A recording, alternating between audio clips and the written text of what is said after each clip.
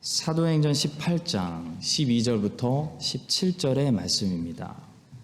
사도행전 18장 12절부터 17절인데요. 이게 이제 바울의 2차 전도 여행 마지막 모습입니다. 18절부터는 3차 전도 여행이 시작됩니다. 자, 사도행전 18장 12절부터 17절까지 우리 어떤 일이 있었는지 한번 말씀 속으로 들어가 보겠습니다. 12절부터 읽겠습니다. 갈리오가 아가야 총독되었을 때에 유대인이 일제에 일어나 바울을 대적하여 법정으로 데리고 가서 말하되 이 사람이 율법을 어기면서 하나님을 경외하라고 사람들을 권한다 하거늘 바울이 입을 열고자 할 때에 갈리오가 유대인들에게 이르되 너희 유대인들아, 만일 이것이 무슨 부정한 일이나 불량한 행동이었으면 내가 너희 말을 들어주는 것이 옳거니와 만일 문제가 언어와 명칭과 너희 법에 관한 것이면 너희가 스스로 처리하라. 나는 이러한 일에 재판장 되기를 원하지 아니하노라 하고 그들을 법정에서 쫓아내니 모든 사람이 회당장 소수대네를 잡아 법정 앞에서 때리되 갈리오가 이 일을 상관하지 아니하니라. 아멘. 네, 오늘은 2차 전도 여행 끝에 있었던 이야기입니다. 아가야의 총독 갈리오라는 제목으로 말씀을 전하겠습니다.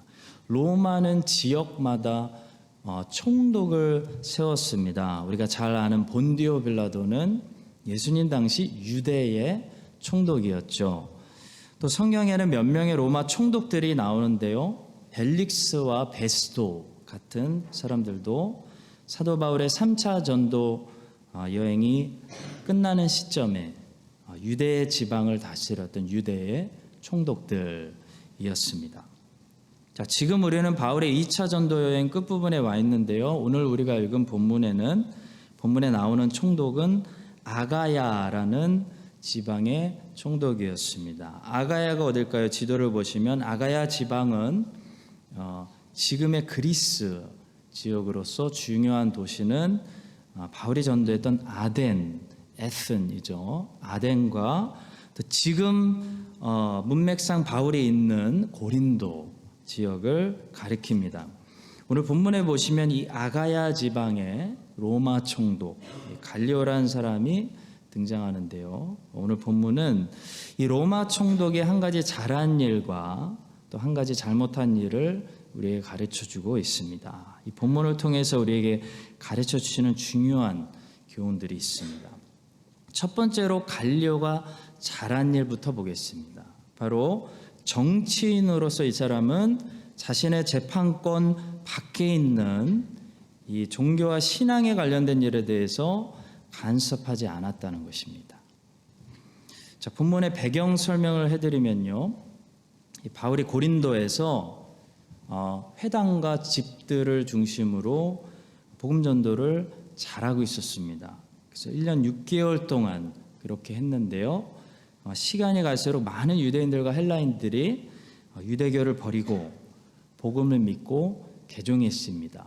그러니까 유대인들이 화가 나가지고 바울에게 없는 죄를 뒤집어 씌워서 공적으로 세상 법정에 바울을 고발하기 위해서 로마 법정으로 끌고 간 겁니다. 12절과 13절의 말씀입니다.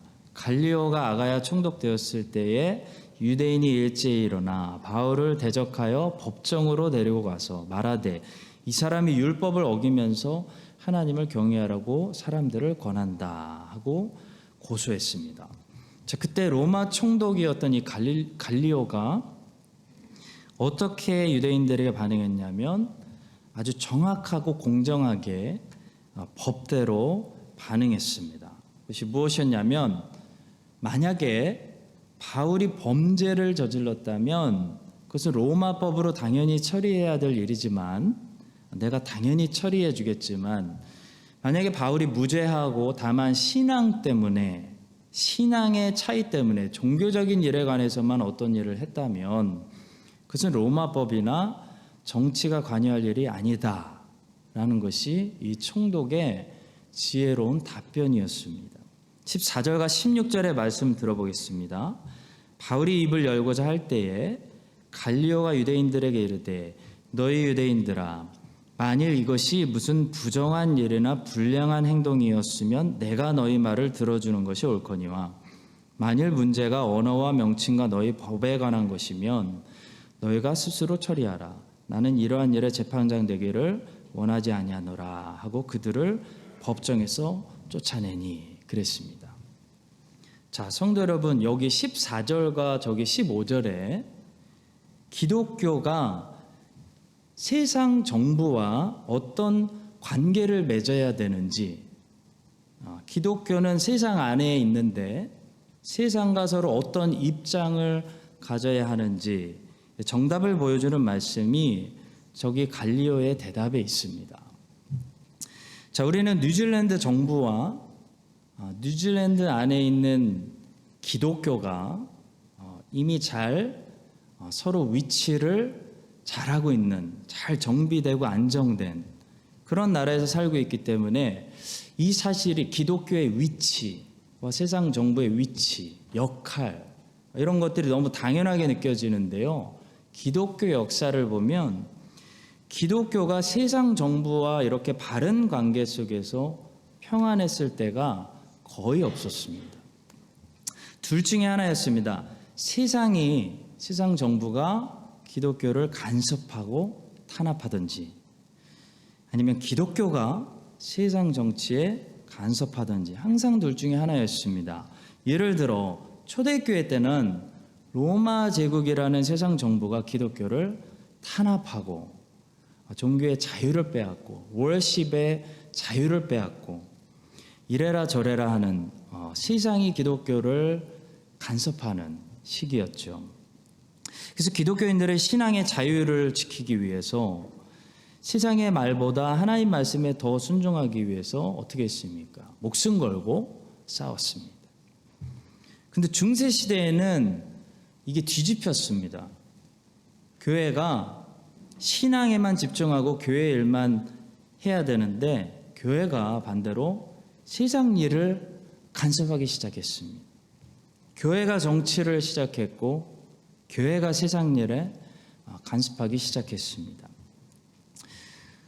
로마 교회가 또 영국의 왕실을 종교개혁 이후에 로마 교회가 영국의 왕실을 컨트롤하고 영국의 전 지역에 어떤 사제들을 세울 것인지 로마에 있는 교회가 컨트롤하고 이게 심해지니까 나중에는 로마 교회가 각 나라의 군대까지 움직일 수 있는 힘이 생겨가지고 결국 로마 교황의 말 한마디에 유럽의 군대가 움직여서 십자군 전쟁을 일으키는 그런 지경까지 중세 시대는 가게 되었습니다. 이것을 정교유착이라고 합니다. 교회가 정치하는 거죠. 교회와 정치가 합쳐지는 겁니다. 그러다가 종교개혁이 일어났는데요. 여전히 종교개혁 이후에도 많은 유럽의 나라들이 로마 카톨릭의 세력 밑에 있었고 영국은 이랬다가 저랬다가를 반복하면서 결국 로마 카톨릭과 개신교를 모두 만족시키기 위해서 성공회를 만들었지만 이 성공회를 어떻게 보면 여전히 왕실에서 교회를 간섭하는 컨트롤하는 그런 형식의 교회였습니다. 그래서 왕실에 유익이 되는 쪽으로 목회자들을 세우기도 하고 공동기도문을 왕실에서 만들어서 그 기도문으로만 예배 시간에 기도하게 강요하기도 했습니다. 그래서 청교도들이라고 불리는 순수한 신앙인들은 신앙의 자유를 찾아서 정부의 간섭을 벗어나려고 싸웠죠. 그래서 감옥에 갇히기도 하고 감옥에서 철로 역정을 쓰기도 하고 네덜란드나 스위스 제네바로 넘어가서 계속 책을 쓰기도 하고 나중에는 신대륙을 찾아서 미국으로 넘어가기도 했습니다. 모든 것이 정치와 신앙이 분리되지 못하고 정교유착 하나 되었기 때문에 일어난 결과입니다. 자, 성도 여러분, 국가가 교회를 간섭하고 탄압하고 참견하기 시작하면 교회는 국가의 유익을 위해서 쓰임받는, 쓰여지는, 아첨하는 그런 놀이개에 지나지 않게 됩니다. 지금 중국에서 지하교회 말고 지상교회들이 그런 교회라고 할 수 있는 거죠. 정부의 말을 잘 듣고 정부가 하라는 대로 하는 교회. 그건 창녀하고 가늠한 그런 더럽혀진 교회에 불과한 것입니다. 반대로 중세시대 때 교회가 너무나 돈이 많아지고 배불러서 권력에 손을 대서 교회가 국가를 통치하기 시작하고 각 나라의 왕들을 주물럭하고 군대를 움직이고 정치를 시작했던 그 중세시대 교회는 부패하고 타락한 교회인 것입니다. 자, 교회는 신앙과 관련된 일만 해야지 세상 일을 하려고 하면 안 됩니다. 세상 일들은 하나님께서 세우신 통치자들이 있습니다. 고레스, 아하수에로, 아닥사스다 같은 하나님이 세우신 세상 통치자들에게 맡겨야 한다는 거죠. 교회가 아무리 커지고 돈이 많아지고 세력이 세진다고 정치하기 시작하면 교회는 더 이상 교회의 정체성을 잃어버리고 맙니다. 제사장은 제사와 관련된 일만 해야 되고 페르시아 왕들은 정치와 관련된 일만 해야 됩니다. 이 두 일들이 서로 그래서 평행하면서 따로 가면서 존재하는 것이 성경적인 것이고 종교개혁자들이 주장했던 것이고 우리 웨스트민스터 신앙고백서 같은 신앙고백서들이 고백하는 것이고 교회가 세상에서 가지고 있어야 하는 입장, 위치, 세상 정부와의 바른 관계인 것입니다. 정치와 신앙이 따로 가지 않고 서로 합쳐져서 한쪽이 간섭하기 시작하는 것은 무엇보다도 신앙이 타락하는 지름길입니다. 어떤 순수한 사람들은 잘 몰라서 그렇게 말합니다. 뉴질랜드가 아예 기독교 국가가 되었으면 좋겠다. 대한민국이 기독교 국가가 되었으면 좋겠다. 유토피아를 꿈꾸는 순진한 생각이죠. 이 나라가 기독교 국가가 되면 어떻게 될까요? 어떤 모습들이 보일까요? 기독교 국가가 돼서 어딜 가나 찬송을 부르고 하루를 시작하고 예배로 하루를 마치고 그러면은 과연 이 땅의 사람들의 바른 신앙을 가질까요? 천만의 말씀입니다. 그렇게 되면 어떻게 되냐면 사람들이 형식적인 신앙을 가지게 됩니다. 특히 기독교의 리더들이 어떻게 되냐면 중세시대처럼 권력과 인기와 돈과 파워의 유혹에 물들어서 100% 부패하게 됩니다. 성도 여러분, 정치와 종교가 합쳐지면요, 정치가 종교 때문에 개혁되고 깨끗해지지 않습니다. 정치와 종교가 합쳐지면 정치 때문에 종교가 100% 부패하고 더러워집니다. 예를 들어 곰팡이 쓴 오래된 빵 한 조각이 여기 있어요. 그리고 새로 구운 깨끗한 빵 한 조각이 여기 있습니다. 둘이 같이 뒀어요. 그럼 어떻게 될까요? 새로 구운 깨끗한 빵 한 조각 때문에 곰팡이 핀 오래된 빵 한 조각이 깨끗해질 거라고 생각하는 사람 아무도 없습니다. 100% 곰팡이 핀 오래된 빵 한 조각 때문에 새로 구운 깨끗한 빵 한 가지 곰팡이가 피게 됩니다. 그거와 같습니다.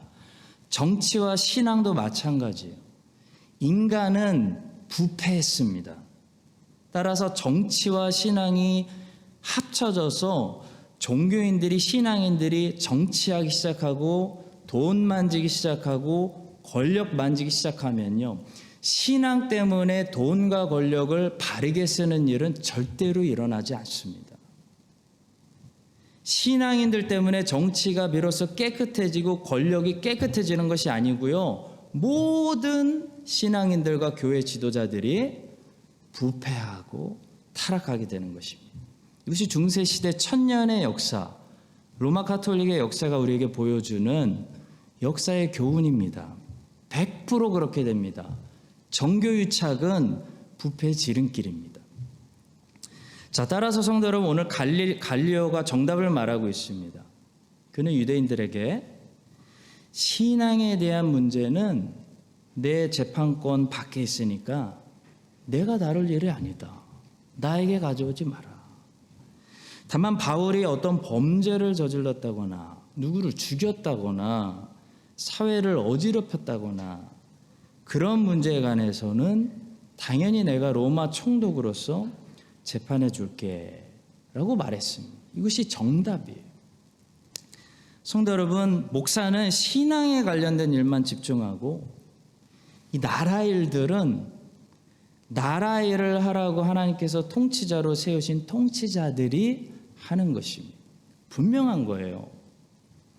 하나님은 이스라엘을 제사장 나라로 세우시고 이스라엘 안에 영적인 리더들, 그런 제사장들을 세우심과 동시에 이 세상 나라들을 통치하시기 위해서 고레스, 아수에로, 아닥사스다, 느부갓네살 이런 왕들을 세우시고 온 세상 나라 일들을 주관하시는 것을 우리가 성경을 통해 보게 됩니다. 자, 이 사실을 우리가 혼돈 없이 분명히 깨닫고요. 순진한 마음으로 종교유착을 외치는 그런 잘못된 생각을 버리셔야 됩니다. 종교개혁자들이 기록한 신앙 고백서들의 그 고백과 같이 교회가 이 세상 속에서 교회의 위치를 바로 알아야 됩니다. 세상과 세상 정부와 마땅히 가져야 되는 이 상호관계, 바른 관계를 잘 유지하며 바라옵기는 하나님께서 우리 뉴질랜드와 대한민국에 계속 복을 주셔서요. 정치가 교회를 간섭하는 것이 아니고 정치가 신앙의 자유를 계속 지켜주고 또 교회는 아무리 세력이 강해져도 정치의 야망을 내려놓고 대형교회, 정치 야망 내려놓고 오로지 주님께서 하라고 명령하신 영적인 소명에만 집중하는 그런 제사장들이 돼야 되겠습니다. 그런 복받는 대한민국과 뉴질랜드의 건강한 교회들이 될 수 있기를 주님의 이름으로 간절히 축복합니다. 자, 두 번째로 그러나 갈리오가 잘못한 일이 있는데요. 바로 갈리오는 정치인으로서 마땅히 해줘야 되는 평화를 지키지 않고 유대인들의 폭력을 묵인했다는 것입니다. 직무유기죄를 지었습니다. 본문 17절의 말씀입니다. 모든 사람이 회당장 소스데네를 잡아 법정 앞에서 때리되 갈리오가 이 일을 상관하지 아니하니라. 자, 여기 나오는 소스데네는 누굴까요? 지난주에 등장했던 이 회당장 그리스보와는 또 다른 어떤 회당의 회당장이었던 것 같습니다. 이 사람은 유대인의 회당장이었는데 바울을 통해 복음을 듣고 크리스찬이 되었습니다. 고린도전서 1장 1절에서 그의 이름이 언급됩니다. 하나님의 뜻을 따라 그리스도 예수의 사도로 부르심을 받은 바울과 형제 소스데네는, 자, 유대인들은 아마도 이 바울을 로마 법정에 죄인으로 고발했다가 그 고발이 법정에서 기각되니까 화가 났습니다. 그래서 막 나가기로 결정해서 그리스도인으로 개종한 소스데네를 붙잡고 총독 앞에서 보란듯이 법정 앞으로 끌고 가서 그를 집단 구타했습니다. 자, 그러면 총독으로서 어떻게 해야 됩니까? 재판관으로서 유대인들의 이런 불법적인 폭행을 막았어야 합니다. 본디오 빌라도가 보여준 것처럼 그러나 로마 총독들은 생각보다 정의롭지 않았습니다. 뉴질랜드보다 훨씬 정의롭지 않았습니다. 그렇게 정의하면서 자랑했으면서 로마의 정치는 이미 부패해 있었고요. 그들은 자신들에게 이익이 되지 않으면 굳이 희생해서 정의를 지키려고 하지 않을 만큼 부패해 있었습니다. 그들은 무관심했습니다. 본디오 빌라도는 비겁하게 자기 입으로 죄가 없다고 판단한 그 나사렛 예수를 지키지 않고 유대인들로부터 지켜내는데 힘을 쓰지 않았습니다. 가이사랴에 있었던 로마 총독 벨릭스와 베스도도 바울이 무죄하다는 거 분명히 알고 있었으면서도 유대인들로부터 바울의 무죄를 입증해내는데 그렇게 힘을 쓰지 않습니다. 죽든지 말든지. 자, 본문에 나오는 이 아가야 총독 갈리오도 법정 바로 밖에서 깡패들이 사람을 집단 구타하는데 상관하지 않습니다. 로마의 정의는 썩어 있었습니다. 로마의 도덕은 무너져 있었습니다. 겉으로만 화려하고 자랑하는 것이 껍데기만 남은 로마 제국이었습니다.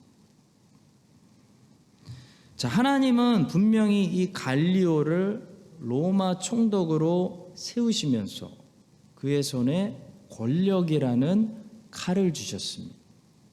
성경은 하나님이 모든 통치자들을 세우시고 그들의 손에 권력이라는 칼을 주셨다고 말씀합니다. 로마서 13장 4절이죠. 그는 하나님의 사역자가 되어 내게 선을 베푸는 자니라. 그러나 내가 악을 행하거든 두려워하라. 그가 공연히 칼을 가지지 아니하였으니 곧 하나님의 사역자가 되어 악을 행하는 자에게 진노하심을 따라 보응하는 자니라. 하나님이 하나님을 믿던 안 믿던, 하나님을 알던 모르던 하나님의 사역자들을 세워놓고 그 권세자들을 통해서 복을 주시기도 하시고 몽둥이로 쓰시기도 하신다는 거죠. 따라서 하나님께 칼을 받은 권세자들은 마땅히 그 칼을 가지고 이 본문에 나오는 이런 폭행을 제압해야 되는 그런 하나님 앞에 책임이 있는 사람들입니다. 마지막 때에 갈리오는 하나님의 재판 앞에 서서 이 사건에 관한 신문을 받게 될 것입니다. 회당장 소스데네가 유대인들에게 폭행당하고 있는데 불구하고 그는 왜 묵인했는지 하나님 앞에 변명해야 될 것입니다. 회당장 소스데네가 유대인들에게 폭행당할 때 회당장 소스데네를 지켜줘야 하는 책임은 바울에게 있는 것이 아닙니다. 바울은 사도이기 때문에 무슨 책임이 있냐면 모든 사람들에게 복음을 전해야 될 책임이 있는 거지 바울은 경찰이 아닙니다. 재판관도 아닙니다. 그래서 폭행당하는 소스데네를 지켜줘야 되는 책임은 바울에게 없습니다. 하나님은 이 사건의 책임을 책임자로 세우신 로마 총독 갈리오에게 물으실 것입니다. 마치 은행에 강도가 들면 강도를 제압하지 못한 책임이 시민들에게 있는 것이 아니죠. 총을 가지고 있는 경찰에게 있는 것과 같습니다. 심판날에 로마 총독 갈리오와 또 하나님이 주신 권력으로 선한 일을 하지 않는 모든 세상의 권세자들은 하나님께 직무유기에 관한 벌을 받게 될 것입니다. 성도 여러분, 무관심이 얼마나 큰 무서운 죄인지요. 특히 하나님이 손에 칼을 주시고 책임을 주셨다면 무관심은 그 사람들에게 엄청난 중죄가 됩니다. 하나님은 에스더를 페르시아의 왕비로 세우셨습니다. 에스더는 왕은 아니었지만 왕에게 누구보다도 액세스가 가능한 엄청난 권력을 그 액세스 자체가 왕에게 말할 수 있다는 것 자체가 에스더가 가진 엄청난 권력이었습니다. 다른 말로 하면 하나님 에스더의 손에 칼을 주신 겁니다. 근데 유대인들이 진멸당하게 된, 하나님의 백성들이 진멸당하게 된 그 위기의 상황을 알면서도 다른 사람들은 숨어도 하나님께 직무유기죄를 받지 않습니다. 근데 에스더가 숨으면 에스더는 하나님께 심판받을 수밖에 없는 겁니다. 하나님이 칼을 주셨기 때문에. 우리는 아침에 사사기를 묵상하면서 이스라엘 백성들의 태도를 통해 도전을 받았습니다. 이스라엘 백성들은 무관심하지 않았습니다. 그들은 이스라엘 땅에서 일어난 잔인한 성폭행 사건에 대해서 굉장히 책임감을 느꼈기 때문에 자신들이 하던 일을 다 내려놓고 순식간에 미스바 총회로 모였습니다. 모인 군대 숫자만 40만 명이 모였습니다. 엄청난 사람들이 관심을 가지고 거룩한 분노를 느끼면서 이스라엘 땅에서 일어난 이 악을 제거하기 위해서 모였습니다. 비록 여러 가지 실수를 하는 사람들이었지만 이스라엘 백성들은 무관심하지 않았다는 거죠. 성도 여러분, 사랑의 최고의 반대말은 미움이 아니라 무관심입니다. 무관심이 미움보다 더 무섭습니다. 갈리오의 잘못은 무관심, 책임 회피, 직무유기였습니다. 책임자였기 때문에 그는 그의 죄가 더 중죄가 됩니다. 여러분과 제가 오늘 갈리오를 봅니다. 또 아침에 묵상한 이스라엘 백성들의 그 열심을 함께 묵상하면서 우리는 어떨까요? 오늘날 갈리오처럼 문을 닫아버리고 문 밖에서 폭행이 일어나든지 말든지 나는 모른다. 나는 내일이 바쁘다라고 하고 있는 건 아닌지, 아니면 이스라엘 백성들처럼 미스바 총회에 모일 수 있는, 참여할 수 있는 사랑과 관심이 여전히 뜨거운지 한번 돌아보게 됩니다. 여러분과 제 안에 이 하나님의 나라를 향해서, 하나님의 교회를 향해서 이스라엘 백성들처럼 자기의 일들을 내려놓고 뜨거운 열정으로 관심으로 미스바 총회에 함께 언제나 모일 수 있는 준비된 그런 여러분과 제가 될 수 있기를 주님의 이름으로 간절히 축복합니다. 마지막 세 번째로 로마 총독 한 사람의 이 무책임이 미치게 되는 영향력인데요. 갈리오의 이런 무책임한 행동 하나 때문에 아가야 전 지역의 공의는 짓밟히게 됐다라는 사실입니다. 자, 본문에서 우리가 주목해야 될 한 단어가 있습니다. 17절에 나와 있는 이 단어입니다. 모든 사람이 회당장 소스테네를 잡아 법정 앞에서 때리되 갈리오가 이 일을 상관하지 아니하니라. 그냥 때린 거 하고요, 법정 앞에서 보란 듯이 때린 거 하고는 차원이 다른 얘기죠. 선생님 없는 상태에서 한 아이가 다른 아이 구타한 거 하고요, 선생님 보고 있는데 한 아이가 다른 아이 자유롭게 구타한 거 완전히 다른 얘기입니다. 신문에 나서 온 나라가 발칵 뒤집힐 얘기죠. 유대인들이 어떻게 했냐면 보란 듯이 법정 앞으로 소스테네를 데려와서 집단 구타했습니다.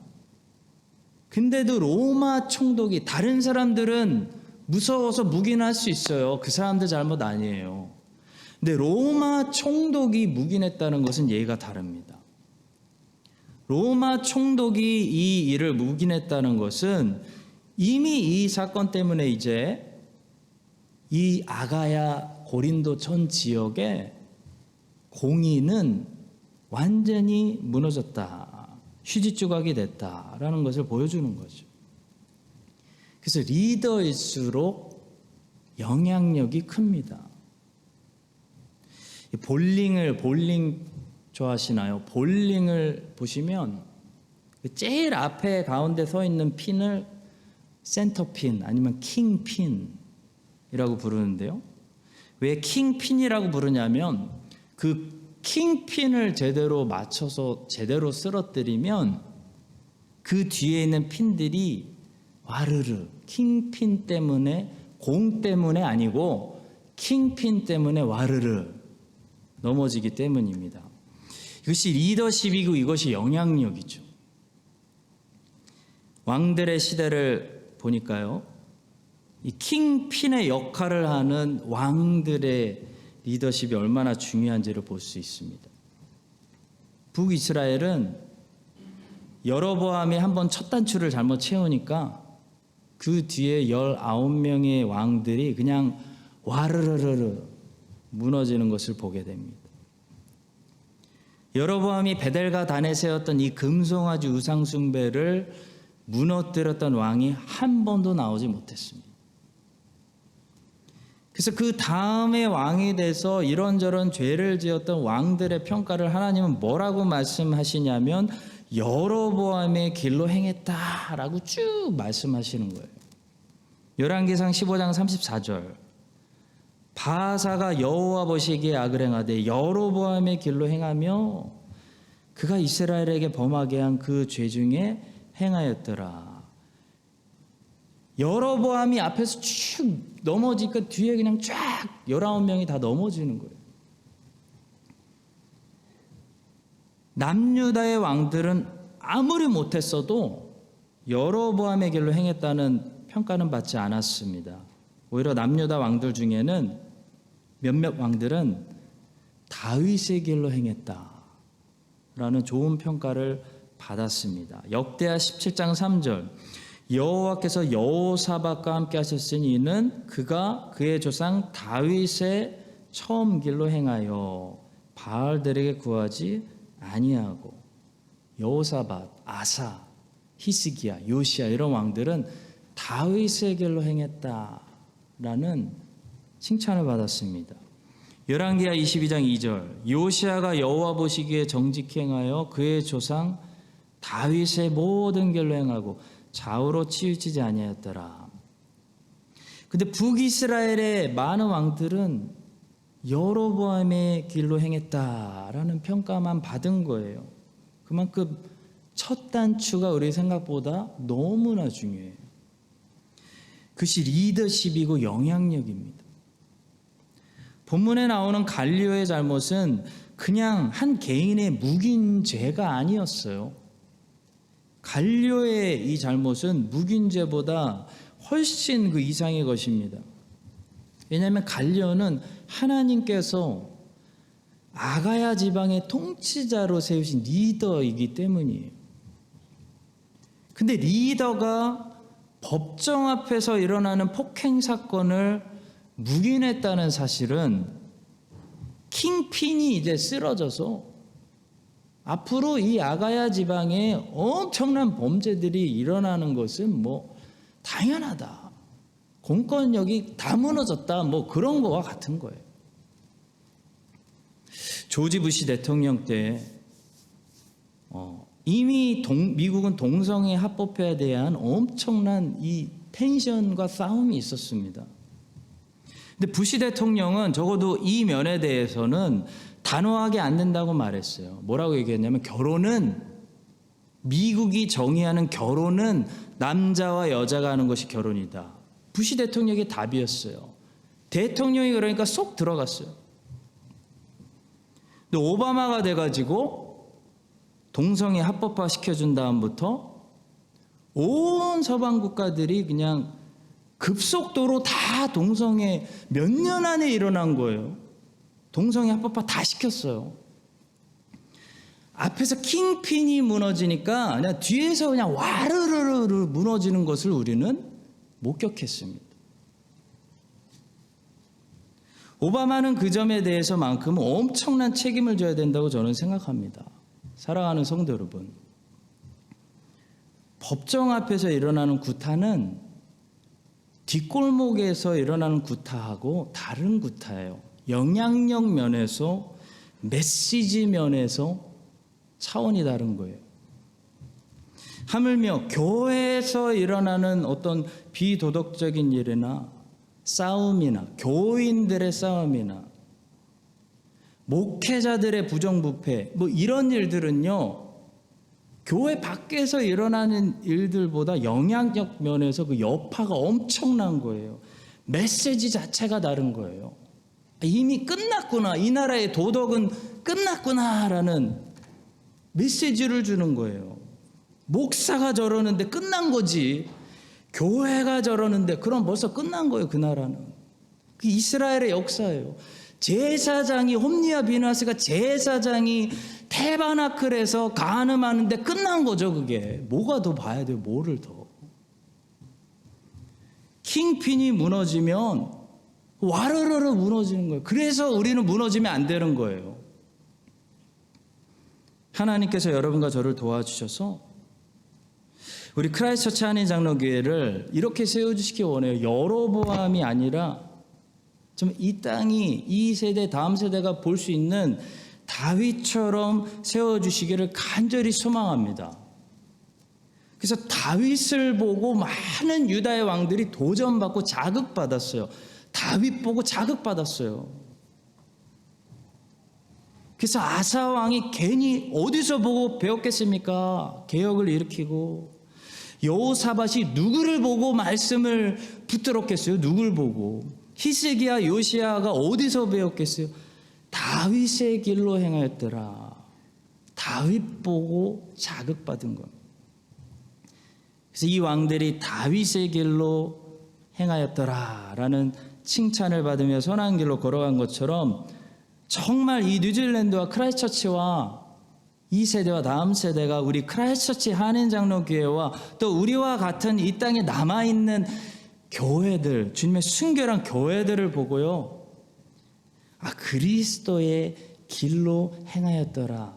그리스도의 길이 저거구나 하고 절해야지. 세상이 아무리 타락해도 그리스도인은 절해야지 하면서 따라갈 수 있는 그런 선한 리더십을 우리가 앞에서 발휘하고 이 킹핀이 아무리 유혹이 날라와도 앞에서 딱 버티고 있는 넘어지지 않는 여러분과 저의 삶, 우리 교회가 될 수 있기를 주님의 이름으로 간절히 축원합니다.